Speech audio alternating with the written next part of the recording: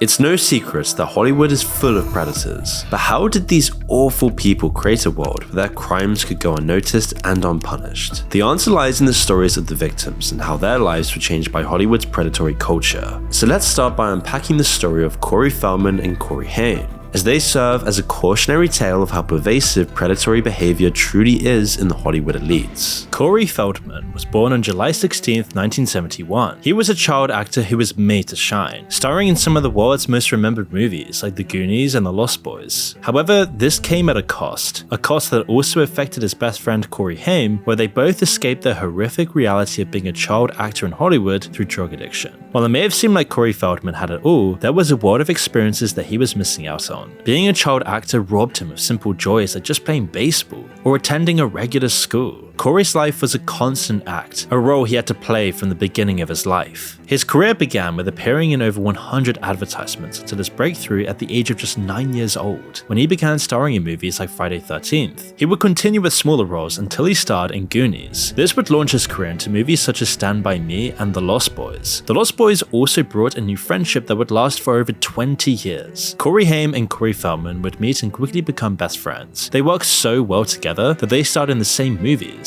In total, they were in all 9 movies together. Their faces would be on posters, and wherever the two went, the crowds would go crazy. Along with this newfound fame came financial responsibility, which Corey Feldman's parents handled. However, soon, he would be the only breadwinner in the entire family. And as much as he was making, it seemed like Corey's parents were spending. Continued arguments with his father led to Corey divorcing his parents. In an interview, Corey explained that he had made around $1 million, and by the time he divorced his parents, he only had $40,000 left, which his father said was owed to him for the time lost on his normal job. By emancipating, Corey would gain financial freedom at just the age of 15.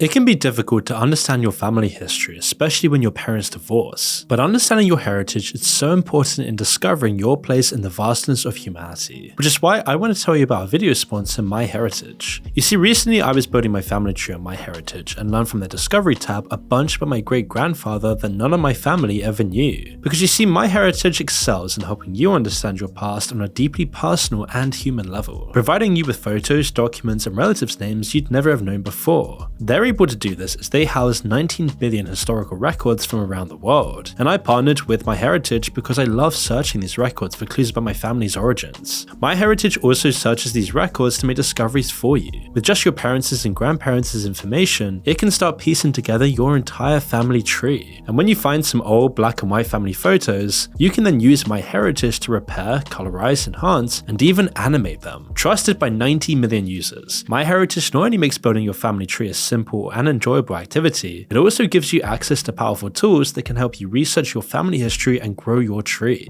Now, if that interests you, you can sign up for a free 14-day trial with the link below. So check it out today and learn more about your family with MyHeritage.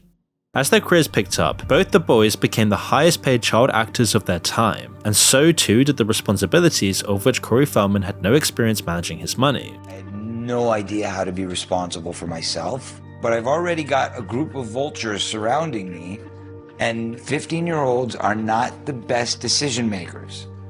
It didn't take long for Corey Haim's parents to also divorce, so both Coreys felt a deep disappointment about their family life, which made them a lot closer. However, there was a dark secret both Coreys were keeping that wouldn't come out until after the Harvey Weinstein allegations in 2017. You see, as they got older, a lot of people would get confused about which Corey was Feldman or Haim, and this would ultimately work to their disadvantage later in the movie industry. They both decided to separate a bit to explore the movie industries on their own, but at this time, both were using a lot of drugs. Corey Feldman got married in 1989 to another actor by the name of Vanessa Marcil. But as Corey's drug problem got increasingly worse, he was forced into rehab, as he was spiraling out of control. However, the media really got to Corey as they were being quite malicious in their comments about this. As he was spiraling down to rock bottom, the media would do everything they could to kick him while he was down, and eventually completely decimate his reputation in the film industry. In Hollywood, some actors struggle a lifetime for success and come up short. Others are superstars before they shave.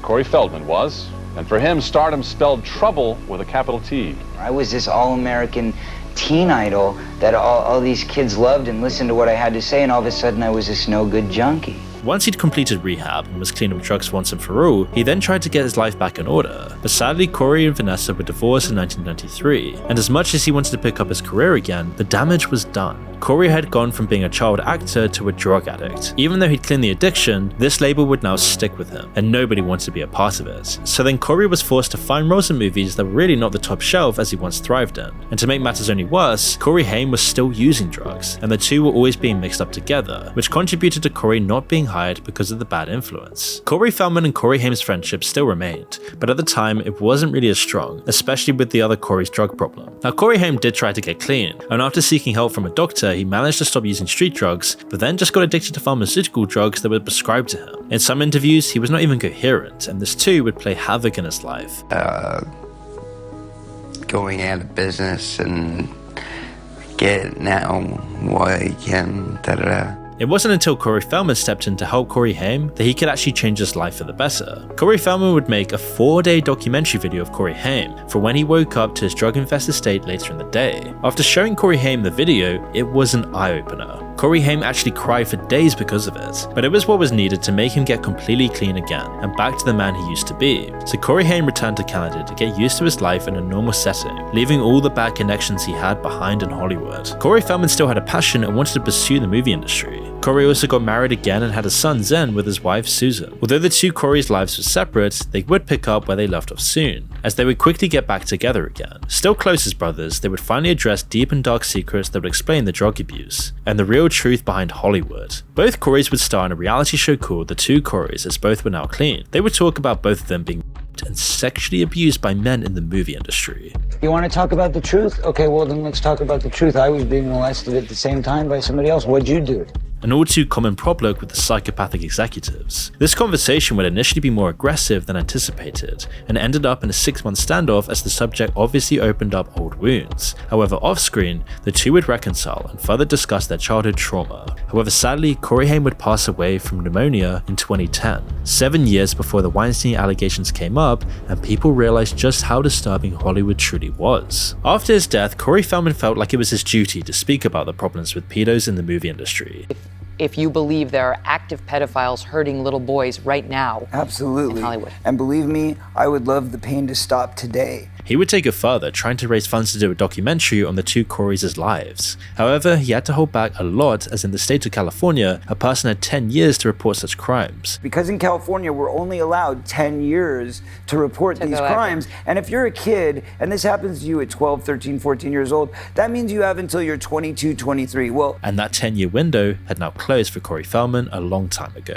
So to keep from being sued, he initially avoided dropping names. However, in his book Choreography, he would divulge a few names who would either or sexually abused them both. Corey said that there were 2 attempts on his life, and that he was living in constant fear of what these men would do to him. These deep Hollywood secrets weren't meant to be exposed to the public, and to be fair, since he didn't have the law on his side, speaking out against Hollywood would put him and his family at deep risk. However, in 2020, the documentary would finally be released, but it was only available for a very short time. There were 5 names who were ultimately revealed. Later, Corey dropped another allegation of Charlie Sheen being the man that Corey Haim at 13 years old on the set of Lucas. Although to be clear, these are allegations from Corey, and it's not us saying that he actually did this. Susan Feldman and Jamison Newlander, who played Frog in The Lost Boys, both corroborated the claim. However, Corey Haim's mother denies this allegation and claims it was another man. Charlie Sheen also denied it, and nothing has been completely proven whatsoever. But the sad truth is, these 2 Coreys clearly were abused, which led to an escape through drugs, and this ultimately ended their once highly successful careers. From top childhood actors to washed up nobodies, no one should be exposed to this, and it must take a lot of guts to talk about something so traumatic. Corey has been accused of using this to make more money, but at the end of the day, what has he got to lose? Just because he's trying to help expose the problem in Hollywood at his own expense doesn't mean he can't try to cover the bills while doing so. He still has to make a living somehow. Corey's not the only one trying to bring attention to the growing problem in Hollywood. Their desperation and dedication speak for themselves, and no one would expose themselves in such a manner if there weren't something to it. As the saying goes, there's no smoke without fire. It's a tragedy that Hollywood has become such a haven for predators. The way the system has been set up for young people trying to join the industry has made it almost inevitable. All the power lies in the hands of a small group of executives, whose words and money completely dictate which movies get funded and which people get jobs. This dynamic turned each movie company into the personal kingdom of whoever holds the power and the connection to the money. Young people would come into the industry all the time, all searching for their big break. Whether they were assistants, actors, or anything else, everyone without connections had had to start from the bottom, giving the elite predators the perfect opportunity to use that leverage and that hope for their own personal gain. You can easily imagine big names using their fame and power to get whatever they want out of young, impressionable people in the industry. It's happened countless times before, as we'll see later. Often young people in show business can be going through deep personal problems as well, from family issues to financial stress to drug use. These factors also make them far more vulnerable, but predators can make a victim out of anyone, as we'll find out now. Brandon Fraser started his career in the early 1990s, with his first film Dogfight in 1991. This led to more movies, like Encino Man, otherwise known as California Man, and later School Ties. He played a variety of characters, and as an actor he quickly grew to fame with his role as the Mummy, one that took a more physical toll, but he was thriving. Brandon actually revealed that in The Mummy, in a scene where he is hanged, he was actually accidentally hanged but was released very quickly. His strong physical form was paraded on George of the Jungle, and Brandon said he began to feel sexualized. He saw himself as a piece of meat on the set, but of course this was completely ignored. During physically demanding roles, his body took a bad hit. In his dedication to delivering his best, Brandon used ice packing to cover bruising and swelling that ultimately did a bunch of damage to his body, eventually leading Brandon to turn down the sequel to George of the Jungle, as he just couldn't put his body through so much strain again. In his earlier days, Brandon projected an image of strength, confidence, and a quirky, fun-loving persona through his films and interviews. However, a recent interview unveiled a contrasting aspect of Brandon's character, which surprisingly garnered even more support from his fans. During this interview, Brandon revealed a nervous demeanor and became visibly emotional when discussing his upcoming role in the film The Whale. With Scorsese and Leo and Bob De Niro.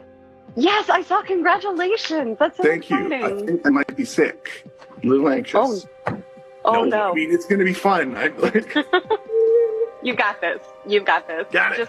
The question lingered, how did Brandon Fraser transition from a confident and jovial figure to someone plagued by self-doubt, who seemed to be his polar opposite? It appeared to be a significant transformation, prompting curiosity amongst many, but there is one explanation. You see, in 2003, Brandon attended an event by the Hollywood Foreign Press Association, the same organization that hosts the Golden Globes. Philip Burke, the then president of the association, called Brandon over in a crowded room. Brandon thought that Burke was reaching out to give him a handshake, but what would happen next would break Brandon's confidence and career for the next 15 years. Burke's left hand reached around and grabbed his ass cheek, and one of his fingers touched him in the taint. Brandon reacted in panic and fear as he moved Burke's hand away. It was a horrifying moment, and the fact that he had to remove Burke's hand away tells a tale of highly inappropriate behavior in Hollywood. This predatory behavior is all too common within the industry, and with this sexualization of Brandon, and then this final act happening, it made Brandon feel physically sick from Hollywood like he was a little kid. He went home and told his wife about the incident, and they came to the decision that Brandon would need an immediate apology. And while Beck did give him one, he refused to ever admit that he did anything wrong. Beck wrote it off as more of a gesture than an assault. The association told Brandon that they would never allow Burke to be in the same room as Brandon ever again, but this seemed like a band-aid over a gaping wound, and a sign of much darker things happening within the Hollywood industry. Brandon had to accept it for what it was, and this sent him into depression. He questioned if he deserved it and wondered if he was overreacting, but the effects of this incident was slowly and surely stripping him of his confidence. Around this time, the movie offers stopped coming in. This incident and the association it had with Brandon just wasn't good marketing for the movies. Plus, the powers that be now saw Brandon as a threat, which made Brandon wonder if he was ever actually blacklisted as a result of addressing this assault. Brandon was also dealing with serious health issues at this time. He had to go for surgery on his knee, which was actually a partial knee replacement, which meant he would need the partial removal of vertebrae bone in addition to vocal cord surgery. These all happened over a period of 7 years. However, recovering from these surgeries also made Brandon gain a bunch of weight, and as his life started crumbling around him, the money started drying up, his health deteriorating. Brandon also found his relationship deteriorating, with him and his wife shortly divorcing afterwards. The media then plastered photos of Brandon in the most unflattering manner, body shaming Brandon at the worst possible time in his life. And with the financial struggles, he also had to pay $900,000 in alimony and child support a year. He appealed to get the amount reduced in court for the alimony month payments, but his ex-wife, Afton Smith, retaliated with accusations of fraud. She said that Brandon was hiding $900,000 in film contracts. It seemed that as hard as he was trying to make a comeback in the film industry to make money, he was also barely keeping above float. He was being financially crippled, and the courts ruled against Brandon's request and against any fraud accusations. But it was clear Brandon was screwed, and it took over a decade for Brandon to finally summon the bravery to share his experiences, which were influenced by the Me Too movement. During During an interview with GQ, he recounted his journey, and since then he has openly discussed it whenever prompted. Despite enduring numerous setbacks over the span of a decade, he experienced a turning point upon securing the role in The Whale. For the film, he dedicated himself wholeheartedly to the portrayal, even collaborating with the Obesity Action Coalition to ensure authenticity. Ultimately, it was such a good performance, he earned himself an Academy Award for Best Actor. And finally, following his tumultuous journey, both fans and fellow actors celebrated his well-deserved accomplishment. Brendan Fraser reigniting his own career isn't a feat that many others have pulled off though. It's a feat that he only managed through sheer will and his own pool of bottomless charisma. A large reason for this is the culture of silence and retribution against all of those who speak out. If you do say something about someone powerful, there will be consequences. Using their connections in the industry and their address book of private investigators and sleazy lawyers, predators will do anything to intimidate their victims. Having their career tanked is often only the start. If you speak out, people will dig through your history and your private life. They'll search for anything that could remotely implicate you in a scandal and damage the strength of your word. Often this is a last resort. Predators prefer the carrot to the stick, as it completely neutralizes the problem for them. Often victims are eventually bought out and forced to sign an NDA for their meager compensation. It completely blocks them from ever getting justice later down the line. Remember that these deals often happen shortly after the incident occurs, when the victim is often still ensnared in the predator's clutches. If you could coerce or intimidate them into being a victim in one way, it stands to reason they could get them to sign with the same tactics. It's these methods that were behind the silencing of the next person on our list, Brooke Shields. Brooke Shields started her career as a model at the tender age of just 11 months old. Her mother put her on a soap advertisement, and this led to the next, and the snowball effect started. Brooke's parents divorced when she was only 5 months old. Her mother Terry became her manager and made all the decisions for her daughter, just as a guardian should. However, Terry seemed to have no boundaries if it meant financial gain. At the age of 10, Brooke posed nude for Playboy, which Terry was called out on in 1977 by New York Magazine. You yourself have said, and I quote, "Ever since Brooke was a baby, she's been encouraged to be sensual." So, can't someone say to you that you are exploiting the sensuality of a child? Well, if that's all I was doing, probably yes. The caption read, "Meet Terry and Brooke Shields," and then addressed it in one fell swoop with Brooke is 12. She poses nude, and Terry is her mother, and she thinks it's swell. In fact, when interviewed now in her 50s, Brooke was asked if she would let her own children pose nude and instantly said no. Her daughters even pointed out that it was not right. Are you nude? I'm nude twice. With my little 11-year-old body. Yeah, that's weird. This also made her question why her mother would think it was okay. As most mothers would be apologetic and learn from this, it seemed that Terry missed her moment. If anything, Brooke was then signed up for an acting role in 1978 as a child prostitute in a movie called Pretty Baby. Brooke remembers this as one of her greatest achievements. It's the one I'm the most proud of. And says that it was probably more awkward for her fellow male actor who had to kiss her. She did have nude scenes in the movie as well. She reflects on her role in the movie as a form of artwork. It was probably the only truly beautiful artistic film that I, to this day, feel like I've ever even been in. However, what followed were some serious allegations that she was involved in child P, and the public was very concerned about what Brooke was being exposed to at such a young age. In 1980, Brooke got the lead role in Blue Lagoon, and again was exposed to a more uncomfortable screen where her character experienced her first period in a lagoon. At the time, it was a big stretch to act this out, as such a subject was hardly ever spoken about, but the movie itself was well received. While Brooke continued to make a name for herself in a variety of movies, behind the scenes she was battling to get her mother sober. Terry's drinking habits had become very problematic, and Brooke found herself doing her first intervention at just 13 years old. Having been objectified from a tender age, Brooke steadfastly refused to let it shape her identity. Nonetheless, it's conceivable that this early exposure played a role in an incident that occurred when she was just 20 years old. Brooke encountered an unnamed male executive within the Hollywood industry and accepted an invitation to dine with him at a hotel, hoping that it might lead to a professional opportunity. At the time, she had recently completed her studies and was in need of employment. After dinner, he suggested that she go with him to his room to call a taxi. However, once in the room, she disappeared for a few moments, and on return, he was naked. Brooke said no and thought that would be enough to make her stance as clear as day. However, Brooke was ignored as he forced himself on her. Brooke then went into survival mode and froze, as she thought stay alive and get out, which is exactly what she did. Her intention was to immediately block this out and never speak about it again. Brooke chose to remain silent about her experience out of concern that revealing it could jeopardize her career. Reflecting on those times, she believed that speaking out would not have been beneficial, but rather it would have harmed her prospects, and so she carried on as if nothing had happened, and this is far too common in Hollywood as a whole. Brooke eventually had to reach out for counseling, as this trauma was eating her away, and after years of grappling with the emotional aftermath, she eventually opened up about it in March 2023.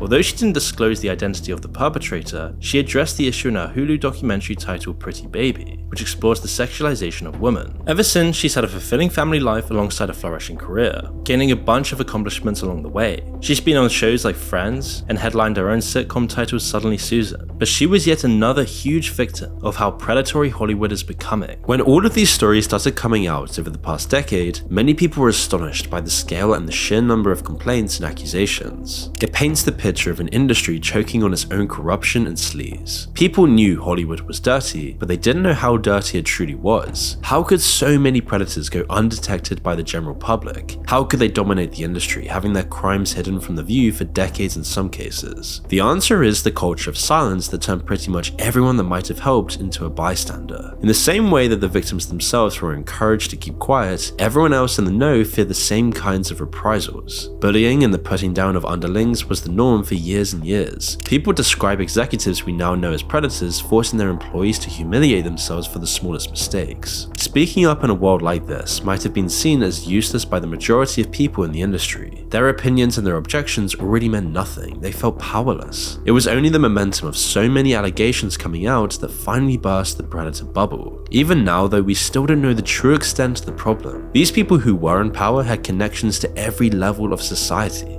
Harvey Weinstein was a good friend of multiple presidents before his downfall. We all hope we do different if we witness these injustices ourselves, but it takes truly strong people to finally break the culture of silence. Drake Bell was raised in Newport, California. When he was just 5 years old, his parents were divorced. Drake's father, Joe Bell, encouraged him to try acting, landing his first acting gig in a Whirlpool ad. Drake quickly fell in love with the profession and wanted to pursue more acting opportunities. His father and mother were not on good terms, but his father would become his manager, and his mother supported Drake in becoming an actor. In 1994, it didn't take long for Drake to land his first television series role in Home Improvements. This would open the door to other small roles, which ultimately led him down the path to a Disney sitcom called Drake and Josh in 2004. By the age of 24, he was becoming famous around the world, and around a year after landing the Drake and Josh role, he would independently release his first album. The album featured songs written only by Drake himself, with the exception of one song. These songs came from the show, and so his claim to fame would develop not only in acting but also in singing. But getting to this point wasn't as easy as it sounded, and it came with many dark and disturbing things within the Hollywood industry. You see, in 1999, Drake acted in The Amanda Show, and this put him in the same room as a man called Brian Peck. Although at the time it seemed so innocent, Brian took an interest in Drake. Now, Drake's dad had begun to notice Brian's behavior towards his son, which made him feel very uncomfortable. Just touch Drake. You know, do things that, wait a second, what are you doing? Drake can put that on himself. He was the manager, the one responsible for getting Drake Bell within the industry, and now industry elites were revealing their dark side. And so as any good father would, he took his concerns to the producers. And the producer told him that Brian Peck was gay and suggested that it was possible that Joe was homophobic and might be misinterpreting his demeanor. A classic Hollywood response. However, Joe would also notice that Brian would physically pat Drake's back or stroke his arm. It just seems so inappropriate. He even picked up the same mannerisms towards Leonardo DiCaprio with Brian Peck, and still felt that this was not right at all. Deep down in his gut, he knew there was something very bad happening. Now, Brian Peck did not like Drake's father at all, especially because Joe was on set all the time, and so Joe was always keeping his eye on Brian, making sure his son was okay. So Brian began manipulating Drake, grooming him against his father with comments that his father shouldn't be his manager. I think Brian got a sense that my dad was on the watch, and so he started to really drive a wedge between my dad and me. and that having his father on set was damaging his acting career. He would do everything he could to manipulate Drake Bell. He even went as far as hiring an attorney to find evidence that Joe was abusing Drake's money. However, this only proved that Joe was not abusing his money, so Brian, knowing that Drake's parents were not on good terms, told Drake's mother that Joe was damaging his career. And that was when Joe would receive a call from his ex-wife, who informed him that Drake no longer wanted his father as his manager anymore. Drake's only source of protection within the Hollywood industry had now been removed, and this opened the door for Brian to do whatever he wanted. Brian would seek to have Drake's birthday at his house. His father again opposed the idea, but Drake didn't think it was odd at all. Then one day, Drake was sleeping on a couch and woke up to Brian performing sexual acts on him. While Drake couldn't bring himself to go into detail in an interview, he did say to think of the worst thing that could happen, and that is what happened. Why don't you think of the worst stuff that someone can do to somebody as a sexual assault, and that'll answer your question. Later, in another interview, he told the reporter that Brian had a picture that was signed by a notorious serial killer, John Wayne Gacy. He had letters in his bedside table. He was a pen pal with John Wayne Gacy. You had him sign the painting, right? On the back? It said, "From your good friend, John Wayne Gacy," on the back of this painting. And things are happening to me in a room where there's a painting by one of the most prolific serial killers who preyed on young boys, staring at me. So now that puts into my mind, how far is this really gonna go?